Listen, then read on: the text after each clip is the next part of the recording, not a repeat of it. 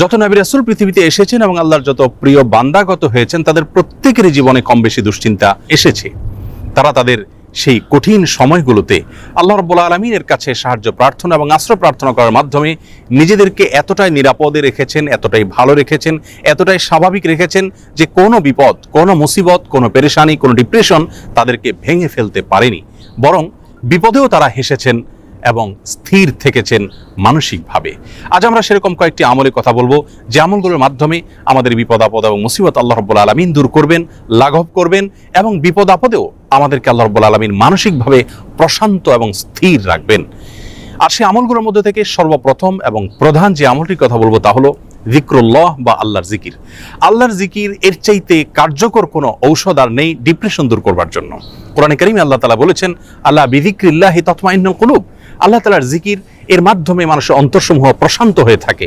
অতএব আল্লাহ তাআলার স্মরণ অন্তরে রাখা, মুখে আল্লাহ তাআলার কথা বলা, আল্লাহর সঙ্গে একান্তে কথা বলা, এর মাধ্যমে ডিপ্রেশন দূর করা যায় সবচেয়ে সহজে। আল্লাহর জিকির বা যিকরুল্লাহর একটা বিশেষ পদ্ধতি হলো কোরআনে কারীমের তিলাওয়াত।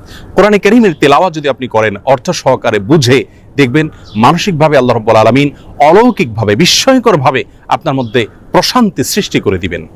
যিকরুল্লাহ বা আল্লাহর জিকিরের আরেকটি বিশেষ পদ্ধতি হলো সকাল এবং সন্ধ্যায় প্রিয় নবী সাল্লাল্লাহু আলাইহি সাল্লাম অনেকগুলো জিকির এবং দোয়া আল্লাহর কাছে নিবেদন করতেন। সেগুলো যদি আমরা নিয়মিত করতে পারি তাহলে সেক্ষেত্রে যিকরুল্লাহ এর মাধ্যমে দুশ্চিন্তা এবং ডিপ্রেশন থেকে বাঁচার উপায় আমরা খুঁজে পাবো ইনশাআল্লাহ বিইذনিল্লাহ। দ্বিতীয় যে আমলটির মাধ্যমে দুশ্চিন্তা এবং পেরেশানি থেকে আমরা মুক্তি লাভ করতে পারি তা হলো প্রিয় নবী সাল্লাল্লাহু আলাইহি সাল্লামের সারা জীবনের একটি গুরুত্বপূর্ণ আমল এবং স্পেশাল জিকির, যে জিকির তিনি আল্লাহ তাআলার কাছে নিবেদন করতেন তার কঠিন সময় যখন দেয়ালে পিঠ থেকে যেত ঠিক সেই সময়। আর সেই জিকিরটি হলো লা ইলাহা ইল্লাল্লাহুল আযীমুল হালিম, লা ইলাহা ইল্লাল্লাহু রাব্বুল আরশিল আযীম, লা ইলাহা ইল্লাল্লাহু রাব্বুস সামাওয়াতি ওয়া রাব্বুল আরদ ওয়া রাব্বুল আরশিল কারীম। এই জিকিরের মাধ্যমে আল্লাহ রাব্বুল আলামিনের একত্ববাদের স্বীকৃতি, আল্লাহর মাহাত্ম্যের বর্ণনা করার মাধ্যমে আমরা দুশ্চিন্তা এবং পেরেশানি থেকে মুক্তি লাভ করতে পারবো ইনশাআল্লাহ বিইذনিল্লাহ। তৃতীয়ত যে আমলের মাধ্যমে আমাদের বিপদ আপদ এবং কঠিনতম সময়ে আল্লাহ তাআলার আশ্রয় প্রার্থনা করতে পারি, দুশ্চিন্তা থেকে মুক্তি লাভ করতে পারি, সে দোয়াটি প্রিয় নবী সাল্লাল্লাহু আলাইহি সাল্লাম সারা জীবন নিয়মিত পাঠ করতেন। আনাস রাদিয়াল্লাহু তাআলা আনহু তার 10 বছরের সেবক ছিলেন। তিনি বলেছেন, আমি নবী আলাইহিস সালামকে দেখেছি এই দোয়া সবসময় তিনি পাঠ করতেন এবং আল্লাহ তাআলার কাছে দুশ্চিন্তা এবং পেরেশানিতে আশ্রয় প্রার্থনা করতেন। আর সে দোয়াটি হলো আল্লাহুম্মা ইন্নী আউযু বিকা মিনাল হাম্মি ওয়াল হাযান ওয়াল আজজি ওয়াল কাসাল ওয়াল বুখলি ওয়াল জুবন ওয়া দালা'আদ দাইনি ওয়া গালাবাতির রিজাল। দোয়াটির অর্থ হলো আল্লাহুম্মা ইন্নী আউযু বিকা মিনাল হাম্মি ওয়াল হাযান, আল্লাহ আপনার কাছে আমি আশ্রয় প্রার্থনা করি, মুক্তি চাই পেরেশানি, দুশ্চিন্তা এবং ডিপ্রেশন থেকে, এবং ওয়াল আজজি ওয়াল কাসাল, অক্ষমতা এবং অলসতা থেকে এবং কৃপণতা থেকে, ভীরুতা থেকে আপনার কাছে আমি আশ্রয় প্রার্থনা করি, ঋণের যে চাপ প্রেশার আছে সেটি থেকে, এবং মানুষ আমার উপরে যেন চড়াও না হয় সে বিষয়ে আপনার আশ্রয় প্রার্থনা করি। চতুর্থত যে আমলের মাধ্যমে আমরা দুশ্চিন্তা, পেরেশানি এবং জীবনের কঠিন সময় আল্লাহ রাব্বুল আলামিনের স্পেশাল সাহায্য পেতে পারি তা হলো সালাত। সালাত হলো আল্লাহর সঙ্গে সংযোগ স্থাপনের সবচেয়ে সহজ মাধ্যম। প্রিয় নবী সাল্লাল্লাহু আলাইহি সাল্লাম বলেছেন, সহিহ মুসলিমে বর্ণিত হয়েছে, আকরাবু মা ইয়াকুনুল আবদু মির রাব্বিহি ওয়া হুয়া সাজিদ, বান্দা যখন সিজদায় চলে যায় তখন আল্লাহর সবচেয়ে নিকটতম অবস্থানে সে চলে যায়, আল্লাহর সবচেয়ে কাছাকাছি যেতে পারে।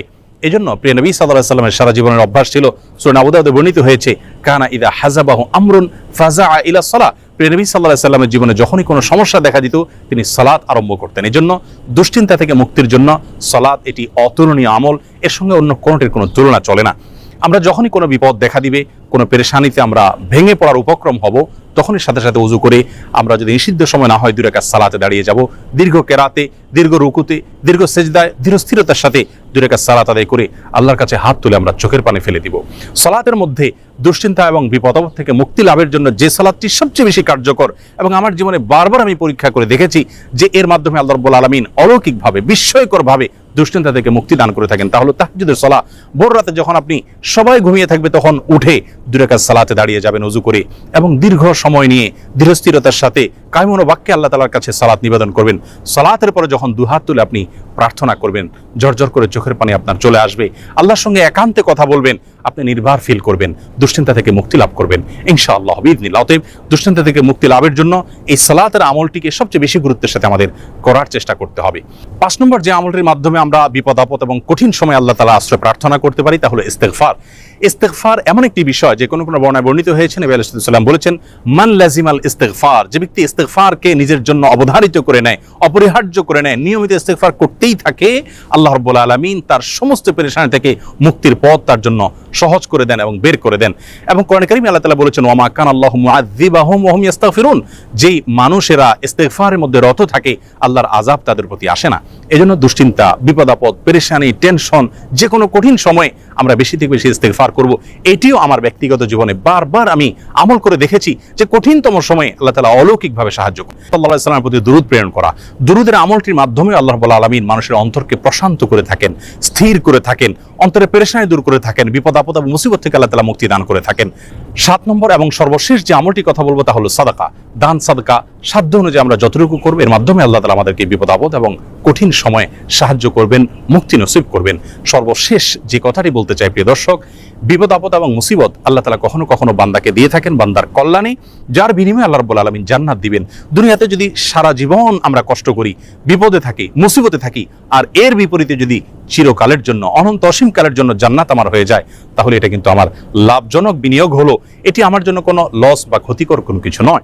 এজন্য দুশ্চিন্তা বা পেরেশানি যদি কোনো কারণে দূর না হয়, নিশ্চিতভাবে একজন ঈমানদার মনে রাখবেন যে তার মাধ্যমে আল্লাহ রাব্বুল আলামিন তাকে মহা কল্যাণের পথে নিয়ে যাচ্ছেন। আল্লাহ রাব্বুল আলামিন কঠিন সময়গুলোতে আম্বিয়া আলাইহিম সাল্লাতু ওয়াস সালামের মতো সবরে জামিল বা উত্তমভাবে সবর তথা ধৈর্য ধারণ করার তৌফিক নসিব করুন। সকল বিপদ আপদ, সকল দুশ্চিন্তা এবং পেরেশানি থেকে আমাদের সকলকে মুক্তি নসিব করুন। আসসালামু আলাইকুম ওয়া রাহমাতুল্লাহি ওয়া বারাকাতুহু।